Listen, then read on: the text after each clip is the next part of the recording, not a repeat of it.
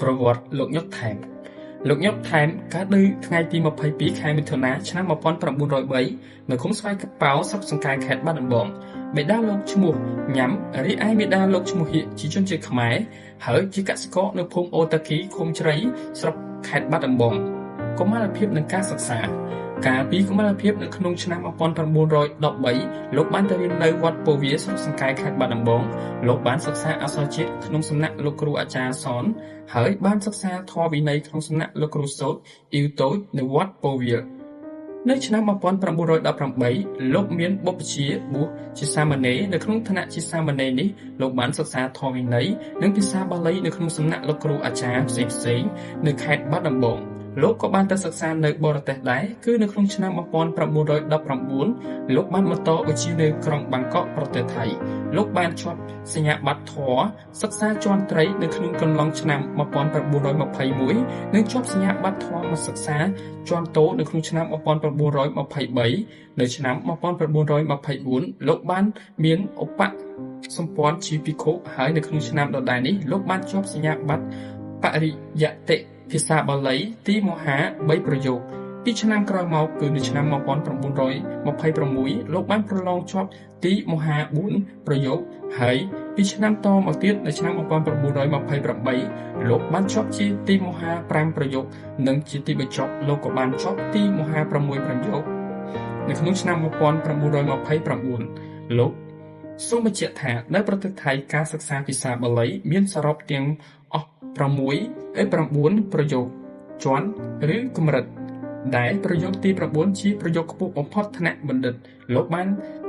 លាចាកសិក្ខាបទជាគ្រហស្ថនៅឆ្នាំ1936ការងារពេលលោកទៅសិក្សានៅប្រទេសថៃលោកក៏បានធ្វើការនៅទីនោះដែរលោកធ្វើជាគ្រូបង្រៀនភាសាបាលីនៅទីក្រុងបាងកកចាប់ពីគ្រិស្តសករាជឆ្នាំ1927ទទួលនឹងគ្រិស្តសករាជ1930ទើបត្រឡប់មកទីក្រុងភ្នំពេញវិញដោយចូលធ្វើជាសមាជិកគណៈកម្មការប្រែបត្រៃបិដកនៅពុទ្ធសាសនាបណ្ឌិតនៅឆ្នាំ1938លោកធ្វើការនៅព្រះរាជបណ្ណាល័យកម្ពុជាដែលមានមុខងារជាអ្នកចាត់ចែងបោះពុម្ពផ្សាយសៀវភៅផ្សេងៗនិងទស្សនាវដ្តីកម្ពុជាសូរិយានៅឆ្នាំបន្ទាប់នៅឆ្នាំ1939លោកបានធ្វើជាតំណាងសម្ដេចព្រះនរោត្តមសុធិរាជនិងជាអធិបតីពុទ្ធសាសនបណ្ឌិតក្រុងភ្នំពេញជាមួយតំណាងផ្សេងៗទៀតលោកបានទៅរៀបចំកម្មសិក្សា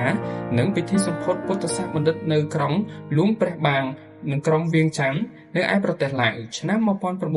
1942លោកបានទៅសម្ពោធមន្ទីរសាសបណ្ឌិតខេត្តឃ្លាំងប្រទេសវៀតណាមភាគខាងត្បូងនៅឆ្នាំ1943លោកជាតំណាងរៀបចំកម្មវិធីសិក្សាសម្រាប់ពុទ្ធសាសនបណ្ឌិតនៅខេត្តបាងសេប្រទេសឡាវលោកញុកថែមធ្វើជាសាស្ត្រាចារ្យខ្មែរនៅថ្នាក់ទី5នៃសាលាគរុវិទ្យានៅឆ្នាំ1945នៅឆ្នាំ1946លោកធ្វើការនៅវិទ្យាស្ថានពុទ្ធសាសនបណ្ឌិតព្រមទាំងជាសាស្ត្រាចារ្យនៅវិទ្យាល័យស៊ីសវត្ថទៀតផងប៉ុន្តែនៅឆ្នាំ1950លោកលាឈប់ពីពុទ្ធសាសនបណ្ឌិតមកចូលបម្រើ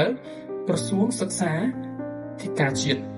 ក្រោយពេលដែលបារាំងផ្ទេរវិទ្យាល័យស៊ីសវត្ថមកជាសម្បត្តិជាតិហើយលោកធ្វើជាសាស្ត្រាចារ្យជាប់សន្យារហូតមក6ឆ្នាំក្រោយមក